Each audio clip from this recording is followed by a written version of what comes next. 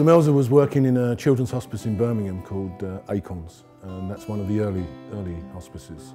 The first one was Helen House in Oxford, which is run by nuns. There's about 42 children's hospices in the UK now. We have two, one in Sittingbourne, one in Eltham, and a community service in East Sussex. I feel like a child humming a lullaby. The words seem hypnotized.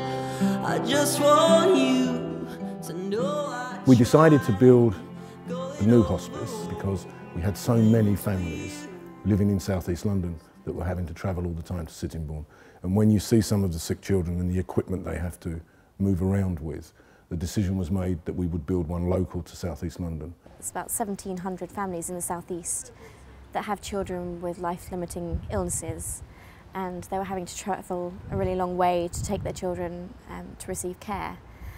And a consultant came to us by the name of Anne Harrison, and she'd heard about our work with charities and wanted to know if there was any way that we could help with a new capital appeal to raise funds for a new hospice in Eltham. Damien Hirst commissioned a painting for Demelza called Demelza Big Love, which was a heart, and it was sold at auction for £679,000. Our big idea was to have a garden at the Chelsea Flower Show, and we had a fantastic garden designer by the name of Joe Thompson, who designed a beautiful garden for us, focusing on light and sound.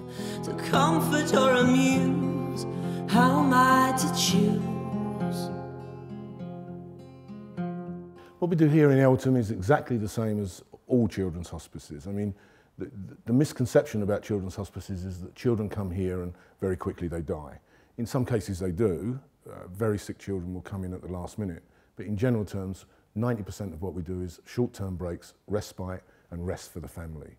Arthur was born 2 3/4 years ago. He suffered birth asphyxia and it was very serious. Demelza is fundamental to Arthur's care, both supporting Arthur when he's unwell, for respite care to give us some time away occasionally, but for also supporting us as a family. She's hyperventilation syndrome, which means basically she doesn't breathe at night. Due to carbon dioxide built up in her body, she doesn't release it. So obviously she has to be on ventilator. The people here are brilliant, they look after her really well. Just the freedom, we can come in and out when we want. They don't just let us get on. It's like being in your own house. We have 6 bedrooms here. All of them have ensuite bathrooms, and there's all the privacy and everything for that, and it's all state-of-the-art technology. You walk in the room, the lights come on, you walk out the room, the lights go off, toilets flush themselves and everything, so the kids love this place. And then we have multi-sensory rooms for children that have sensory difficulties. Art therapy is very important, music therapy is very important. As we sit now in a family room, this would not normally be used by staff. The families would come here, they talk together, they're obviously sharing the same sort of experiences. So where are we for the future? Well, Eltham's open now, it's done, it's a lovely facility. And now we look back to the original hospice in Sittingbourne, 12 years old. Facilities, tired now. For example, here in the children's bedrooms, everyone has a bathroom en suite. In Sittingbourne, we have one assisted bathroom in a corridor of 8 bedrooms. So we are going to launch a capital appeal in October to raise £1 million to build bathroom en suites, replace 2 bedrooms that we're going to lose by building the bathrooms, and also build 2 teenage bedrooms. So we'll go from an 8-bedded unit to a 10-bedded unit.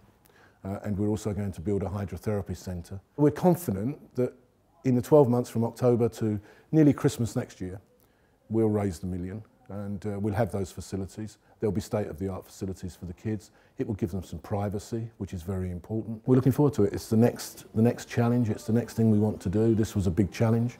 £1 million sounds a lot, but we've got a good team. We'll get there in the end.